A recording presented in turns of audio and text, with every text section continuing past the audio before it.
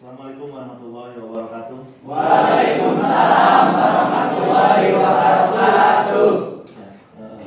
Jumpa lagi dengan Bapak dalam pembelajaran sejarah peminatan yang kelas 12. Sebelumnya Bapak ingin tanya dulu kabar kalian, bagaimana kabarnya hari ini? Alhamdulillah. Silakan untuk ketua kelas untuk Tidak dulu jangan baca doa gimana?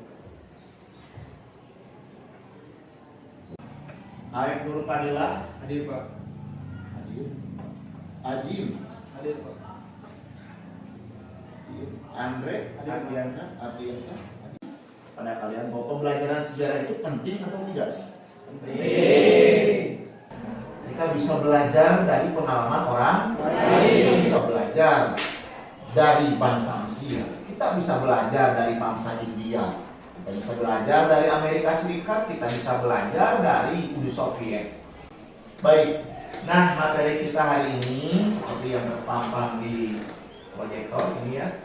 Di depan kalian kita akan membahas mengenai konflik di Timur Tengah dan di Asia. Ya.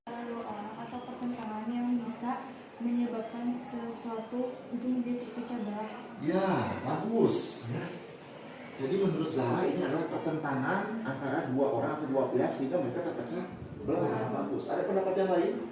Ya, baik. Konflik adalah suatu perpecahan di antara dua kubu yang saling pro atau kontra. Nah, perpecahan antara dua kubu. Ada yang pro, ada yang kontra. Bagus, terima kasih. Mungkin ada enggak gitu ya. Pengalaman waktu kecil, kita tidak harus berkaca kepada kondisi kita di waktu SMA sekarang. Boleh pengalaman waktu dulu misalkan.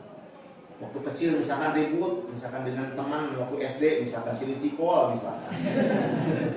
Ya, ada nggak di sini? Ada Pak. Nah, ini Kar, gimana Kar? Oh, kan kita sebagai manusia laki-laki ya rata-rata suka main bola di mana? Nah, Jadi di dalam main bola itu sering tuh yang namanya terlibat konflik sama lawan gitu Pak. ya. Jadi kan lawannya itu kan main kasar. Otomatis kan kita dalam keadaan capek tuh Pak. Jadi kayak nggak terima gitu lawan main kasar. Nah, ketika kita mencoba baik-baik itu buat nasihatin dia, dianya malah nyolot Pak gitu Pak. Oke, Dan jadi akhirnya kita berdua teh agak terlibat konflik lah gitu Pak maksudnya. oke ya. Nah, inilah contoh konflik yang memang terjadi dalam kehidupan kalian ya. Bisa dipahami ya? Contoh yang memang real terjadi di kehidupan kalian dan kita akan coba kaitkan dengan pembelajaran. Nah, setelah mengikuti pembelajaran ini kalian diharapkan mampu yang pertama mengidentifikasi negara-negara yang mengalami konflik di Timur Tengah dan Asia dengan tepat. Kemudian yang kedua, menjelaskan secara singkat kronologi peristiwa konflik yang terjadi di Timur Tengah. Nah, sekarang kalian perhatikan video berikut ini. مجمع حكومي وسط مدينة الأسد الطوال قبل قليل تم إضافة ربما استمعتم إلى هذه الظاهرة المبدأ التي ظهرت أمس.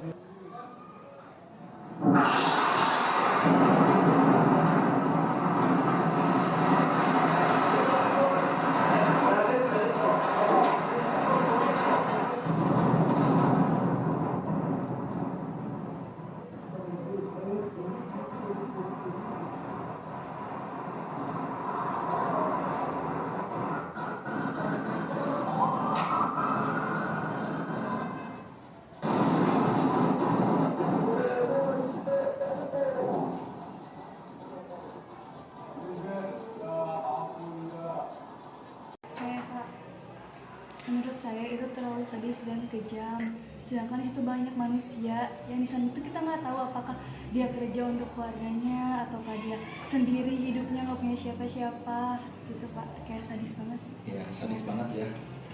Ya, tanggapan saya sih melihat video tersebut sungguh prihatin sekali ya. Jika dibandingkan dengan istilahnya di negara kita nih Pak, di negara kita bisa menikmati kehidupan yang mungkin cukup tenang gitu, tidak ada suara-suara nuklir, tidak ada suara-suara ledakan seperti itu.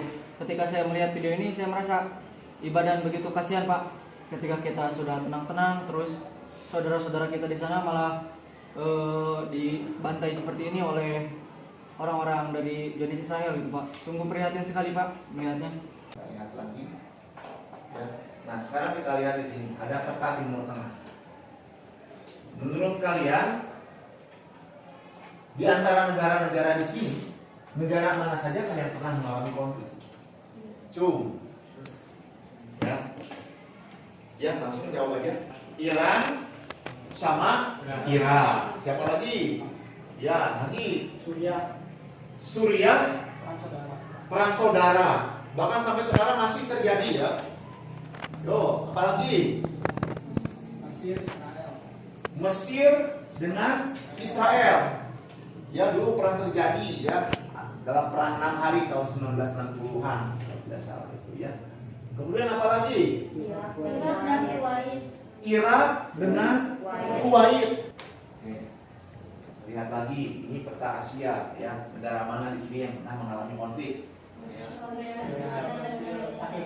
Indonesia dengan Malaysia. Tuh, ingat zaman siapa? Zaman Soekarno ya, ada istilah Ganyang Malaysia, Dwi Kora. Itu politik Indonesia dalam menghadapi Malaysia ya. Apalagi tadi? Korea Utara dan Korea Selatan. Perang Korea, bahkan sampai sekarang masih tetap berkonflik itu negara itu. Apalagi? Vietnam, pernah terjadi perang Vietnam dengan ya Vietnam Utara, Vietnam Selatan. Terus juga dengan negara mana lagi? Dengan Amerika juga pernah bertempur ya Vietnam ya. Nah, untuk pembelajaran hari ini supaya kita fokus ya, kita akan bagi tugas. Kita akan bentuk 4 kelompok ini ya. Untuk kelompok yang pertama ya, Bapak sudah tunjuk ini beberapa orang. Yang kelompok 1 itu Aden Robi, Ayat Nurpadila, Elvan, Ipar, India Octavia, Salsa dan Siti Roma. Kelompok 2 di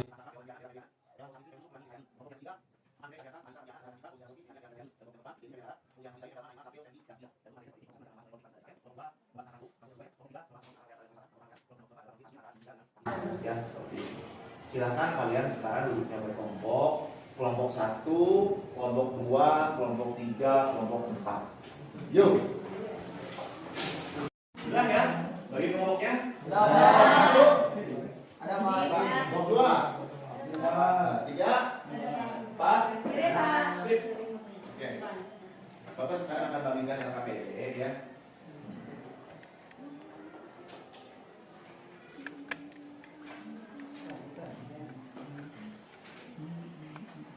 Nah, tugas kalian adalah lakukan eksplorasi dan pendalaman materi.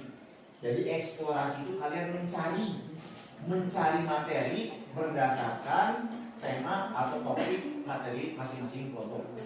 Dan pendalaman materi kalian pelajari itu, kemudian diskusikan dan saling berbagi sesama dengan anggota kelompok untuk mengerjakan pertanyaan-pertanyaan yang ada dalam LKPD. Tujuannya apa? Supaya kalian memahami dan bisa nanti menjelaskan bagaimana konflik itu kemudian terjadi beserta dengan akar masalah dan kronologinya. Seperti itu ya. Bisa dipahami? Ada pertanyaan? Silakan kerja kelompok. Sudah selesai? Sudah. Oke, kalau sudah selesai berarti kalian kan sudah paham tuh ya. Materinya, kronologinya sudah paham apa. Sekarang ada project. Project kalian ada 2. Yang pertama adalah membuat naskah role playing. Silakan kalian pilih. Mau naskah sosiodrama, mau naskah dramatic reading, mau naskah monolog, bebas. Silakan kalian tentukan kira-kira enaknya mau yang mana ya. Yang kedua, nanti kalian akan membuat video pementasan role playing yang diubah ke YouTube. Oke, itu 2 proyeknya. Nah, sebelum Bapak bagikan ini ya, draft naskah yang kosongnya, Bapak akan kasih tahu dulu bagaimana ketentuannya. Yang pertama, naskah role playing ini harus sesuai dengan peristiwa sejarah. Misalnya kelompok Palestina ya harus sesuai dengan cerita sejarah konflik Palestina. Begitu pun juga dengan kelompok yang lain. Kemudian naskah jangan terlalu panjang ataupun terlalu pendek. Misalkan panjang 10 lembar Bapak ting. Pendek misalkan cuma 1-2 paragraf, jangan itu juga. Yang sedang aja, yang diperkirakan cukup untuk pementasan selama maksimal 15 menit. Ya, maksimal 15 menit. Kemudian naskah role playing harus jelas, mudah dipahami dan menggunakan bahasa yang baik, tidak kasar, tidak dicampur-campur juga misalkan dengan bahasa Sunda. Misalkan kalau mau pakai bahasa Indonesia ya. Kalau mau pakai bahasa Inggris. Tapi Bapak rasa kalau bahasa Inggris terlalu sombong gitu ya. Naskah role playing dikumpulkan dalam bentuk dokumen PDF. Sekarang kalian sudah di sini. Kalau sudah jadi kalian ketik buat dalam bentuk PDF, nanti di store ke Bapak ya. Naskahnya dikumpulkan pada saat pertemuan berikutnya.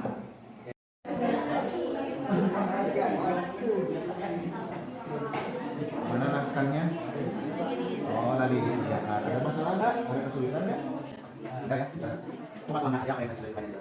Kemudian konteksnya saya.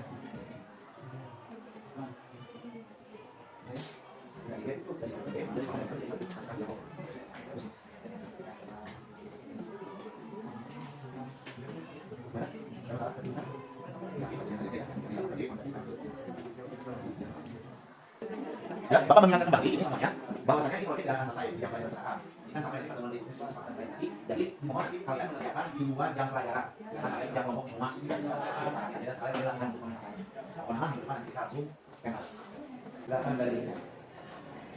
Jadi berhubung waktunya sudah habis ya untuk pertemuan sekarang. Jadi silakan nanti kalian kerjakan dan selesaikan ini di rumah, yang kelompok di rumah ya di luar jam pelajaran. Dan nanti di pertemuan ke depan apa yang harus kalian lakukan adalah seperti yang sudah Bapak paparkan tadi, kalian pentas di sini, lakukan penampilan yang terbaik, berikan yang terbaik, buatkan video dan edit sekreatif mungkin, kemudian diupload ke YouTube ya. Ada pertanyaan lagi? Tidak ada ya? Nah kalau tidak ada, kita tutup pembelajaran hari ini. Tapi sebelum kita tutup, silakan pimpin dulu untuk berdoa. Ya, stop. Dulu. Sebelum mengakhiri pembelajaran hari ini, alangkah baiknya kita membaca doa terlebih dahulu dalam hati masing-masing. Baca doa dimulai.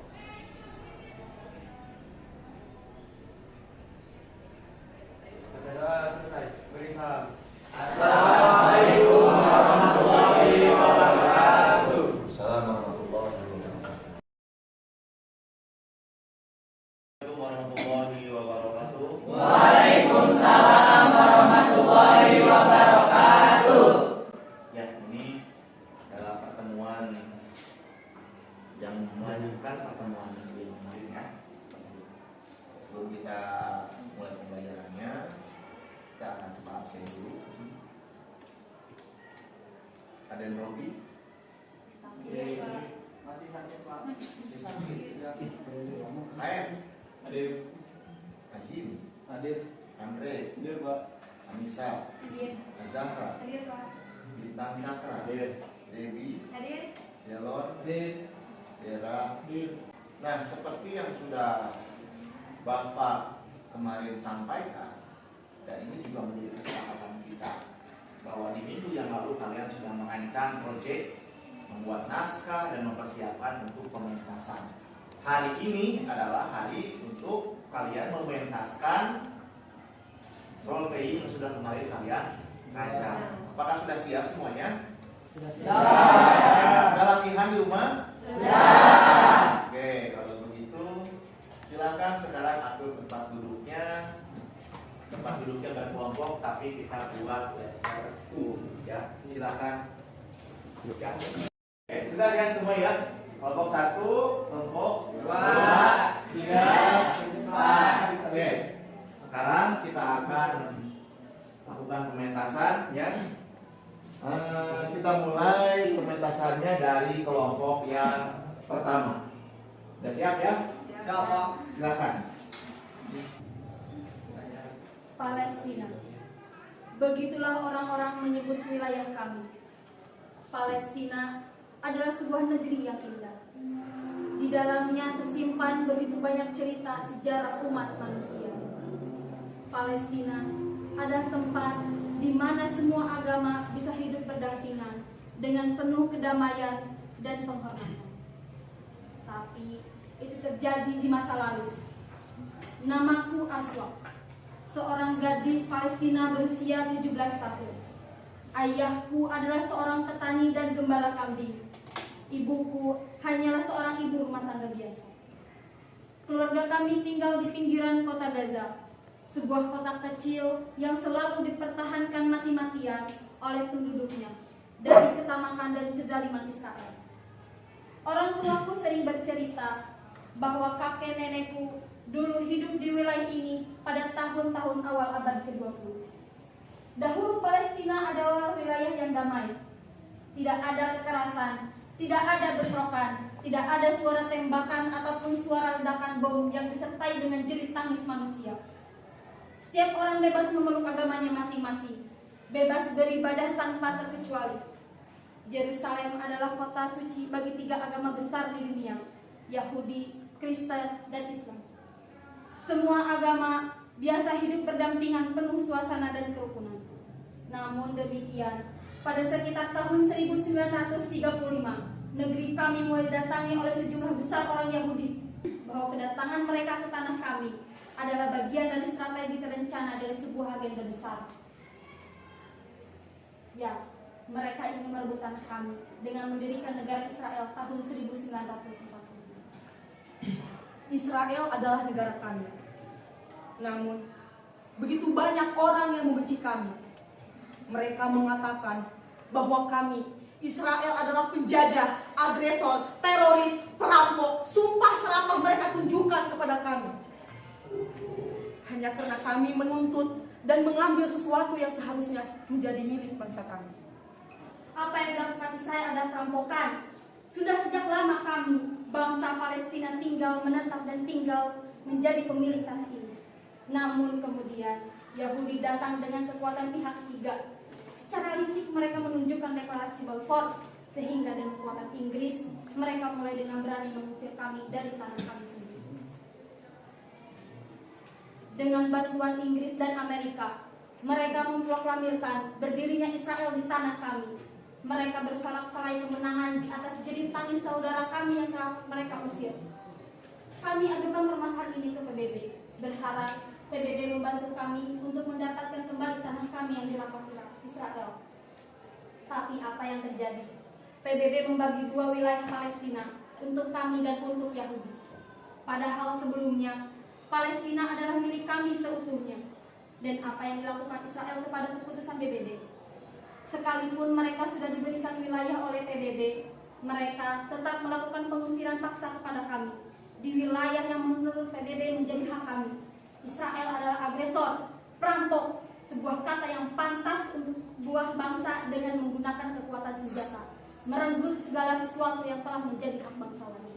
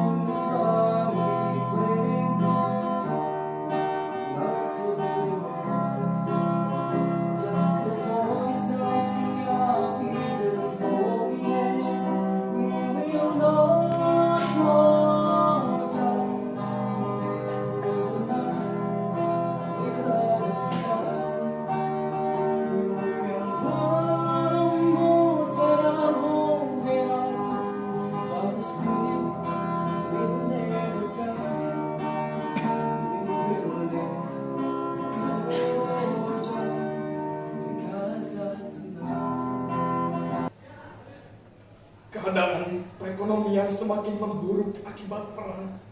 Negeri kami sangat bergantung pada minyak. Tetapi pada saat perang banyak kilang-kilang minyak kami yang hancur.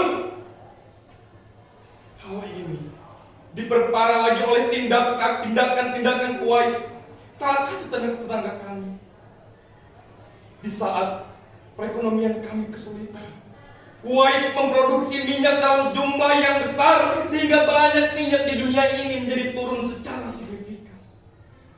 Tindakan Kuwait ini sangat merugikan negara kami yang hidup dari hasil penjualan minyak bumi. Di sisi lain, kami merasa curiga pada Kuwait. Mengapa mereka bisa memproduksi minyak sebanyak itu? Setelah kami selidiki, ternyata mereka mencuri minyak kami dari wilayah rumah. Sepertinya Kuwait tidak suka dengan negara kami dan mereka ingin melihat perekonomian negeri kami hancur berantakan. Maka dari itu, sebelum itu terjadi, pada 2 Agustus 1990 kami akan memutuskan untuk menyerang dan menduduki Kuwait. Mereka menuduh kami mencuri di ladang-ladang minyak mereka. Padahal mereka tak bisa menunjukkan bukti apapun. Kemudian, hal yang paling kami takutkan pun tiba. Secara tiba-tiba, mereka kemudian menyerang dan menduduki negara kami yang kecil ini. Kami hanya memiliki sekitar 20.000 pasukan tentara untuk menghadapi agresi Irak. Tentunya hal ini tidak sepadan dengan jumlah tentara Irak yang menyerang negara kami. Irak menerjunkan lebih dari 100.000 tentara untuk menghancurkan negara kami. Akhirnya, eksistensi negara kami hilang dari peta dunia. Apa yang telah dilakukan oleh Irak ini adalah sebuah kezaliman. Sesuatu yang tidak sama sekali dapat dibenarkan baik hukum internasional. Maka daripada itu, kami melakukan protes di forum-forum internasional. Pada akhirnya, protes kami didengar oleh dunia. PBB, Amerika, dan negara-negara Arab mengecam, mengutuk, dan melakukan embargo terhadap ekonomi Irak. Kecaman, kutukan, dan embargo ekonomi yang mereka lakukan terhadap kami dengan kepala tegak karena kami sadar bahwa Amerika dan negara-negara Arab ingin melihat negara kami hancur.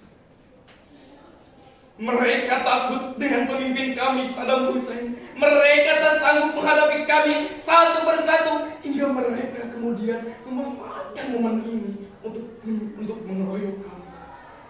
Datanglah, kami akan menyambut kedatangan kalian. Mempersatukan seluruh bangsa Korea dalam satu negara yang merdeka dan berdaulat. Itulah cita-cita terbesar kami. Tetapi semuanya berubah. Saat Uni Soviet dan Amerika Serikat datang menduduki wilayah kami, mereka membelah dan membagi wilayah kami untuk mereka kuasai. Kami terbelah menjadi 2, utara dan selatan. Lalu kami diseret ke dalam arus perang dingin di antara 2 negara superpower. Uni Soviet telah mengajarkan kami bahwa kepentingan masyarakat adalah harga. Mereka mengajarkan kami tentang bagaimana menerapkan nilai-nilai komunisme, sehingga kami memahami bahwasannya hal terpenting di dalam dunia ini adalah bagaimana membentuk kesejahteraan bersama. Pada akhirnya, kami menyimpulkan bahwasannya ideologi komunis adalah landasan dan acuan negara. Amerika Serikat mengajarkan kami bahwa kebebasan individu adalah harga mati. Mereka mengajarkan kami tentang arti kemerdekaan yang sungguhnya. Bagaimana menjadi manusia yang bebas dan penghargaan terhadap hak asasi manusia. Itulah nilai-nilai liberalisme yang mereka tanamkan dalam pikiran kami. Pada akhirnya, kami menyimpulkan bahwasanya ideologi liberalisme harus dijadikan sebagai landasan dan acuan negara. Atas usulan Amerika Serikat, maka kami sepakat membentuk Republik Korea Selatan. Kami akan senantiasa menarik kesediaan dan saudara kami yang berada di belahan Korea Utara untuk bergabung dengan kami dan mewujudkan cita-cita terbesar kita. Tidak. Jika kalian mendirikan negara berlandaskan liberalisme, maka sekali-kali kami tidak akan pernah sudi untuk bergabung. Kami, rakyat Korea Utara, memutuskan untuk memproklamirkan berdirinya Republik Demokratik Rakyat Korea. Maka kami terpecah menjadi dua, Korea Utara dan Korea Selatan. Masalah terpecahnya bangsa kami kemudian dibahas dalam sidang-sidang di PBB. Namun pada akhirnya keputusan PBB menyatakan bahwa hanya satu negara Korea yang diakui, yaitu Korea Selatan. Keputusan PBB ini ternyata menjadi sebuah petaka bagi kami. Pengakuan PBB kepada Korea Selatan tanpa mengakui eksistensi Korea Utara tidak dapat diterima. Itu hanyalah permainan Amerika Serikat dan sekutunya yang memiliki lobby yang kuat di PBB. Kami akan lakukan segala hal untuk eksistensi Korea Utara. Jika Korea Selatan diakui, maka itu sama dengan eksistensi negara kami dianggap tidak pernah ada. Pimpinan kami, Kim Il-sung, Keputusan kami untuk membentuk negara sendiri rupanya tidak disukai oleh pihak Pakistan. Pada bulan Oktober 1947, beberapa kelompok bersenjata Pakistan menyerbu wilayah kami. Serangan ini tidak pernah kami duga sebelumnya. Kami tidak pernah menyangka Pakistan akan berbuat sejauh ini. Apa yang Pakistan lakukan itu adalah sebuah kesalahan, sebuah pelanggaran yang akan berdampak besar bagi kami. Pemimpin kami, Maharaja Hari Singh, meminta bantuan kepada India dalam menghadapi invasi Pakistan. India siap membantu kami, tapi tidak ada makan siang yang gratis. India meminta kami untuk bergabung dengannya. Sudah jelas bahwa Inggris membantu negara mereka di Asia Selatan. Berdasarkan agama mayoritas penduduknya, wilayah yang mayoritas penduduk beragama Hindu bergabung dengan India. Dan wilayah yang mayoritas penduduk beragama Islam bergabung dengan kami, Pakistan. Kashmir adalah wilayah yang penduduknya mayoritas beragama Islam. Maka mau tidak mau, suka atau tidak suka, mereka harus bergabung dengan kami. Karena memang beginilah ketentuannya. Pakistan menyerang Kashmir? Yang benar saja. Pakistan memang tidak tahu diri. Sudah jelas bahwa Kashmir ingin bebas membentuk negara sendiri. Tetapi Pakistan memang tidak bisa menghormati, menghargai keputusan negara lain. Bodohnya lagi, setelah itu mereka melakukan aksi koboi jalanan terhadap Kashmir. Apa maksudnya ini? Upaya tersebut mencerminkan sifat asli Pakistan yang agresor, ingin menjajah wilayah lain demi kepentingannya, sehingga datanglah pada kami, pemimpin Kashmir, untuk menyatakan bergabung dengan kami. Kenapa? Karena ia paham Pakistan adalah negara teroris. Oke, bagaimana penampilannya? Semuanya, Bapak lihat semuanya sudah pada bagus ya. Tapi gak tahu nih, kita akan dengarkan dulu tanggapan dari kelompok. Masing-masing kelompok kita akan dengarkan tanggapannya, apakah ada masukan atau bagaimana. Silakan kelompok yang pertama, bagaimana tanggapannya terhadap penampilan kelompok yang lain? Kelompok tadi ya. Yang pertama tanggapan saya untuk keseluruhannya dulu ya Pak. Untuk keseluruhannya dulu, seluruh kelompok tampil cukup baik ya. Cuman mungkin ada beberapa kelompok yang menurut kami kayak terlalu over gitu untuk dramatic ready ini. Dan juga mungkin ada yang terlalu sedikit monoton juga Pak. Sekarang silakan kalian memberikan kesimpulan dari apa yang telah kita pelajari. Kita coba ambil benang merahnya, ambil nilai-nilainya dari apa yang sudah kita pentaskan tadi. Coba Bapak ingin dengar dari kelompok yang pertama, silakan. Dari media Pak? Ya. Jadi kesimpulan dari konflik Palestina dan Israel ini, kita harusnya sebetulnya kita harus sadar diri ya Pak. Jadi konflik ini kita harus tahu siapa yang sejatinya pribumi dan siapa yang pendatang. Dan dari konflik ini juga kita tidak boleh memaksakan kehendak dan keinginan sehingga hal yang kita inginkan tersebut bisa berdampak merugikan orang lain. Ketiga, silakan. Kesimpulan dari perang antara Korea Korea Utara dan Korea Selatan, yaitu kita sejatinya harus bersatu karena perbedaan itu bukan untuk diperdebatkan tapi untuk dikompromikan. Terima kasih.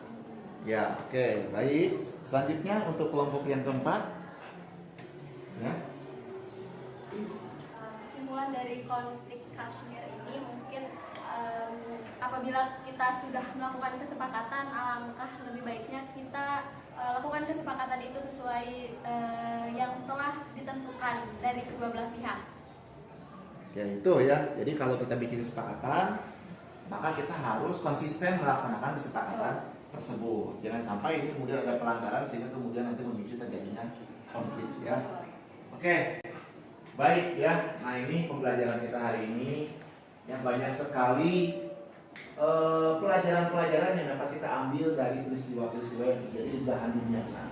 Dari Palestina kita banyak belajar, dari perang Teluk, dari Irak, dari Kuwait kita juga banyak belajar, dari Korea Utara, Korea Selatan kenapa bertentangan, kenapa tidak bersekutu, kita juga banyak belajar dari sana. Dari Kashmir juga kita bisa mengambil pengalaman mereka untuk dijadikan pengalaman pelajaran buat kita supaya kita tidak melakukan kesalahan di masa yang akan datang. Oke.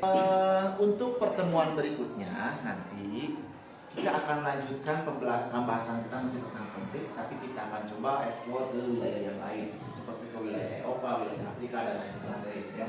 Dengan tentunya model pembelajaran yang berbeda seperti itu ya. Nah, setelah ini seperti yang sudah kalian kemarin kita sepakati, kalian silakan edit videonya, buat kreatif mungkin, upload di YouTube dan kasih linknya ke Bapak untuk nanti menjadi bahan penilaian seperti itu. Dan kalian juga teman-temannya silakan nanti menanggapi video itu, misalkan dari kelompok 2 silakan like atau dislike atau silakan berkomentar di videonya seperti itu, apakah bagus atau tidak seperti itu ya. Silakan nanti dicoba di rumah seperti itu. Dan setelah ini kalian juga akan diberikan soal. Nanti soalnya Bapak akan share di grup WhatsApp ya. Silakan kalian kerjakan di rumah nanti ya, karena pengerjaannya bisa dilakukan dengan online, secara online gitu. Silakan kalian kerjakan saja. Dan yang terakhir dari Bapak mungkin ya, semoga apa yang telah kita pelajari hari ini bisa menjadi sesuatu yang bermanfaat buat kita gitu ya. Ini ya. Dan tetap semangat, ingat pesan Soekarno, jangan pernah sekali-kali meninggalkan sejarah. Oke ya. Sebelum kita tutup, silahkan untuk ketua kelas memimpin berdoa. Baik, sebelum mengakhiri pembelajaran hari ini, alangkah baiknya kita baca doa terlebih dahulu dalam hati masing-masing. Baca doa dimulai.